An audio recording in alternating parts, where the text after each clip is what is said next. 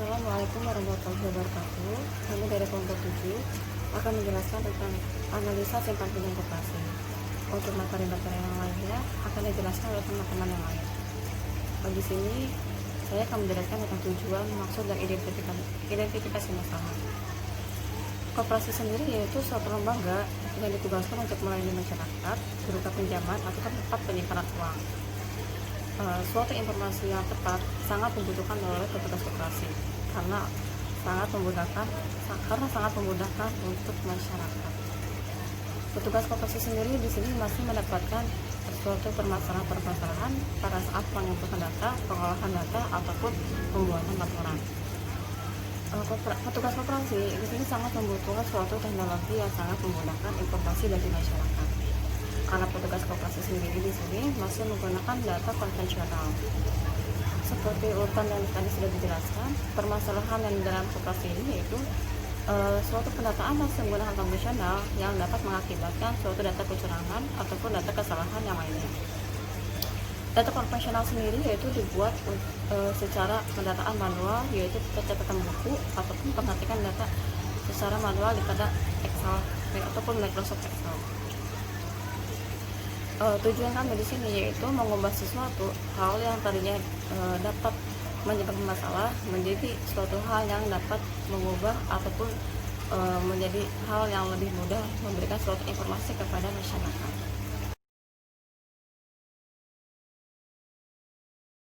Di sini saya akan menjelaskan tentang metode penelitian. Pada poin A yaitu metode pengumpulan data. Poin 1 yaitu observasi. Metode ini dilakukan dengan cara mendatangi beberapa koperasi yang masih menggunakan sistem konvensional untuk mempelajari tentang sistem dan prosedur pelayanan koperasi serta mencari kelemahan-kelemahan yang sering terjadi. Pada poin 2 yaitu terdapat wawancara.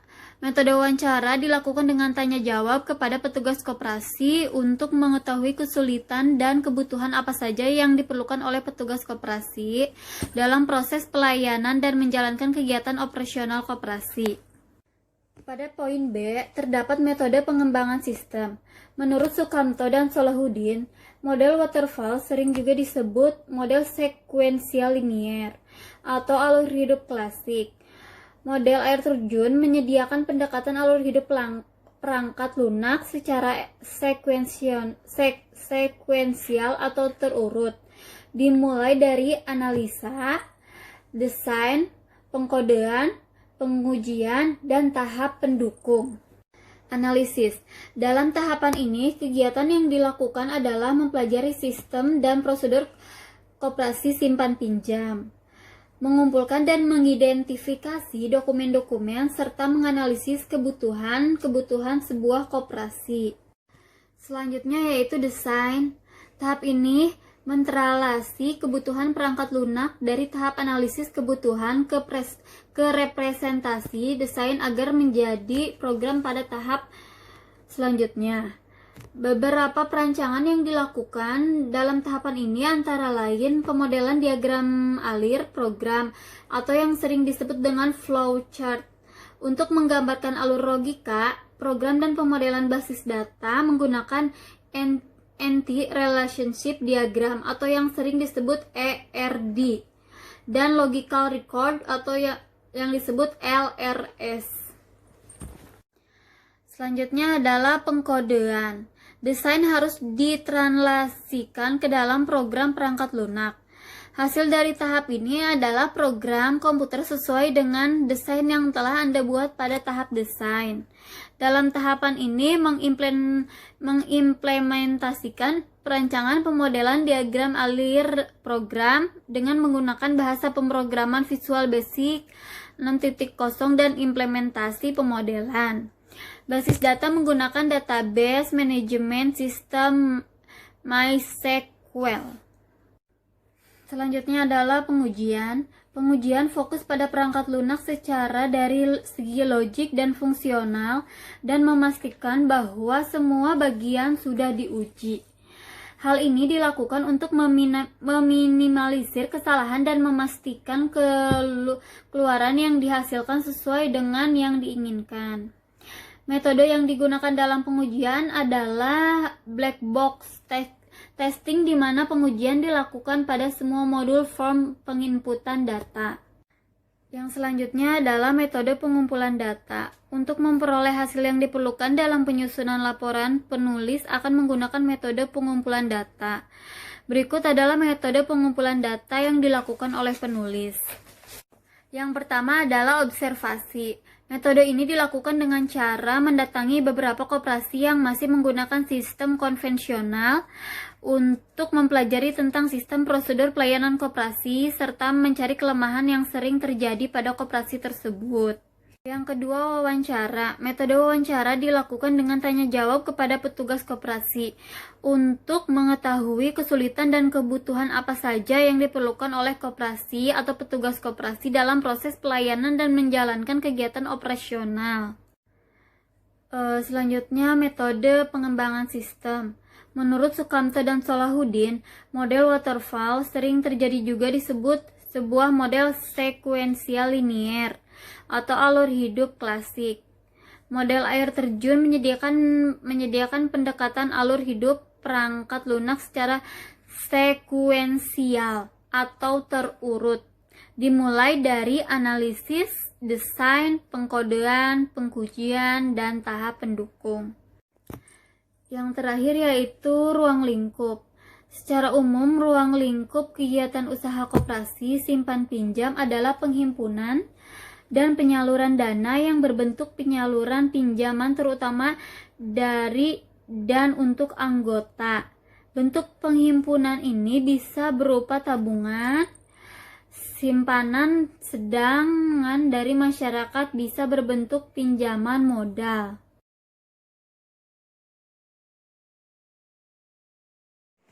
Assalamualaikum warahmatullahi wabarakatuh.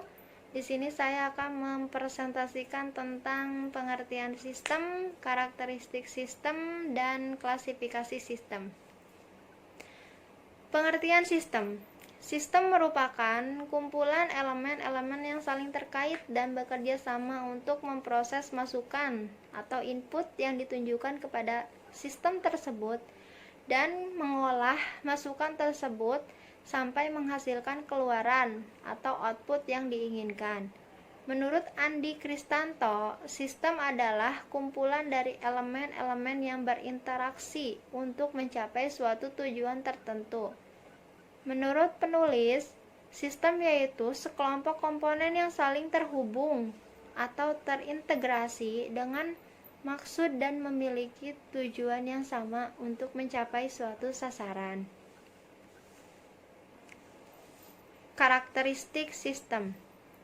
Menurut Jogianto, bahwa suatu sistem mempunyai karakteristik atau sifat-sifat tertentu, yaitu memiliki komponen-komponen sebagai berikut. Yang pertama, komponen.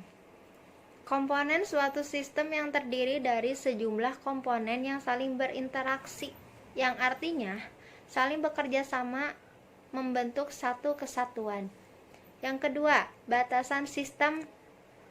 Batas sistem merupakan daerah yang membatasi antara suatu sistem dengan sistem yang lainnya atau dengan lingkungan luarnya. Yang ketiga, lingkungan luar sistem. Environment, lingkungan luar sistem adalah apapun di luar batas dari sistem yang mempengaruhi operasi sistem. Lingkungan luar sistem dapat bersifat menguntungkan dan dapat juga bersifat merugikan sistem tersebut. 4. Penghubung sistem atau interface. Penghubung merupakan media penghubung antara satu subsistem dengan subsistem yang lainnya. Melalui penghubung ini memungkinkan sumber-sumber daya mengalir dari satu subsistem ke subsistem yang lain. Yang kelima, masukan sistem atau input. Masukan adalah energi yang dimasukkan ke dalam sistem. Masukan dapat berupa masukan perawatan atau maintenance input dan masukan sinyal atau signal input. Maintenance input adalah energi yang dimasukkan suatu sistem tersebut dapat beroperasi. Signal input adalah energi yang diproses untuk didapatkan keluaran pada sistem keluaran atau output. Yang keenam, keluaran atau output. Keluaran adalah hasil dari energi yang diolah dan diklasifikasikan menjadi keluaran yang berguna. Keluaran dapat merupakan masukan untuk subsistem yang lain atau kepada suprasistem. Yang ketujuh, pengolah sistem atau proses. Suatu sistem dapat mempunyai suatu bagian pengolah atau suatu sistem itu sendiri sebagai pengolahnya. Pengolah yang akan merubah masukan menjadi keluaran. Suatu sistem produksi akan mengolah masukan berupa bahan baku dan bahan-bahan lain menjadi keluaran berupa barang jadi. Sasaran sistem atau objektif merupakan penentu dari tujuan untuk menentukan masukan yang dibutuhkan dan keluaran yang dihasilkan sebuah sistem. Klasifikasi sistem. Menurut Al-Bahra bin Jamuddin, sistem dapat diklasifikasikan dari beberapa sudut pandang, terbagi menjadi yang pertama, sistem terbuka dan sistem tertutup. Suatu sistem dapat dikatakan terbuka menurut Ludwig von Bertalanffy adalah bila aktivitas di dalam sistem tersebut dipengaruhi oleh lingkungannya. Sedangkan suatu sistem dikatakan tertutup bila aktivitas-aktivitas di dalam sistem tersebut tidak dipengaruhi oleh perubahan yang terjadi di lingkungannya. Yang kedua, sistem buatan manusia dan Tuhan. Suatu sistem bila diklasifikasikan berdasarkan asalnya, sistem tersebut bisa diklasifikasikan sebagai sistem yang ada secara alamiah, buatan Tuhan atau buatan manusia. Sebagai contoh, sistem tata surya adalah sistem yang secara alamiah, sedangkan organisasi perusahaan adalah sistem buatan manusia. Yang ketiga, sistem berjalan dan konseptual. Suatu sistem yang belum diterapkan disebut sistem konseptual. Suatu sistem konseptual dapat diterima oleh pemakai sistem sehingga pemakai sistem tersebut menggunakannya untuk menunjang operasi sehari-hari, maka sistem tersebut berubah menjadi sistem berjalan. Yang keempat, sistem sederhana dan kompleks. Sebuah sistem yang sederhana merupakan sebuah sistem yang terbentuk dari sedikit tingkatan dan komponen atau subsistem secara hubungan antara mereka sangat sederhana. Misalnya, sistem yang digunakan oleh pengantar koran. Sebuah sistem yang kompleks jelas terdiri dari banyak komponen atau tingkatan yang dihubungkan dalam berbagai cara yang berbeda, seperti perusahaan. 5. Kinerja bisa yang dapat dan tidak dapat dipastikan. Sebuah sistem yang dapat dipastikan kinerjanya artinya ditentukan pada saat sistem akan dan sedang dibuat. Sedangkan sistem yang tidak dapat dipastikan kinerjanya artinya tidak dapat ditentukan dari awal tergantung kepada situasi yang dihadapi sistem tersebut. 6. Sistem sementara dan selamanya. Suatu sistem yang mungkin digunakan untuk selamanya mungkin juga digunakan untuk periode waktu tertentu. Yang ketujuh, sistem secara fisik dan abstrak.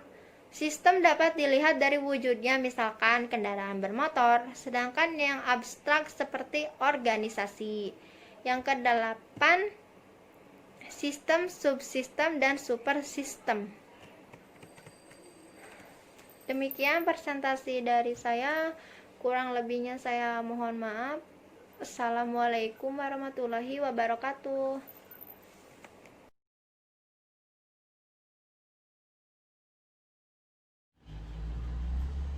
Halo teman-teman, jadi yang bakal Rada bahas kali ini itu ada 3 poin. Yang pertama ada definisi program, yang kedua ada kooperasi, yang ketiga ada basis data. Yang pertama yang bakal kita bahas yaitu definisi program. Menurut Winarmo, program adalah suatu rangkaian instruksi-instruksi dalam bahasa komputer yang disusun secara logis dan sistematis dengan suatu bahasa pemrograman, di mana bahasa pemrograman itu adalah perintah yang dimengerti oleh komputer untuk melakukan tugas tertentu. Pembuatan program tentunya tidak terlepas dari tahapan-tahapan yang harus dikerjakan secara terstruktur untuk membantu programmer dalam menyelesaikan programnya dengan baik. Jadi itu definisi programnya. Kedua yang akan kita bahas yaitu kooperasi. Secara harafiah, kooperasi berasal dari bahasa Inggris, yaitu cooperation, yang terdiri atas dua suku kata, ko yang berarti bersama dan operation yang berarti bekerja. Jadi kooperasi adalah bekerja sama. Sehingga setiap bentuk kerjasama dapat disebut sebagai kooperasi. Secara umum, kooperasi dipahami sebagai perkumpulan orang yang secara sukarela mempersatukan diri untuk memperjuangkan peningkatan kesejahteraan ekonomi mereka melalui pembentukan sebuah badan usaha yang dikelola secara demokratis. Itu menurut Rudianto 2006. Sedangkan menurut Undang-Undang Nomor 25 Tahun 1992, koperasi adalah badan usaha yang beranggotakan orang, seorang, atau badan hukum koperasi dengan melandaskan kegiatan berdasarkan prinsip koperasi sekaligus sebagai gerakan ekonomi rakyat yang berdasarkan asas kekeluargaan. Yaitu poin ketiga, basis data. Menurut Patansah 2012 menjelaskan bahwa basis data terdiri atas dua kata, yaitu basis dan data. Basis kurang lebih dapat diartikan sebagai markas atau gudang, tempat bersarang atau berkumpul. Sedangkan data adalah representasi fakta dunia nyata yang mewakili suatu objek seperti manusia dalam kurung pegawai, siswa, pembeli, pelanggan, atau bahkan barang, hewan, peristiwa, konsep, keadaan, dan sebagainya. Yang diwujudkan dalam bentuk angka, huruf, simbol, teks, gambar, bunyi, atau kombinasinya. Jadi itu basis data menurut Patansah. 3 poin itu kalian sudah dapat bisa simpulkan antara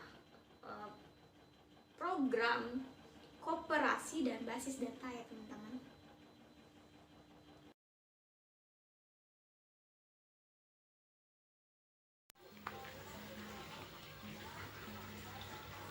Assalamualaikum warahmatullahi wabarakatuh. Perkenalkan, nama saya Dewi. Di sini saya akan menjelaskan tentang Visual Basic, Microsoft Visual Basic, dan analisanya.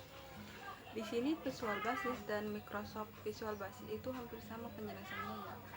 Menurut Suyanto, tahun 2007 menyatakan bahwa Visual Basic adalah program untuk membuat aplikasi berbasis Microsoft Windows secara cepat dan mudah.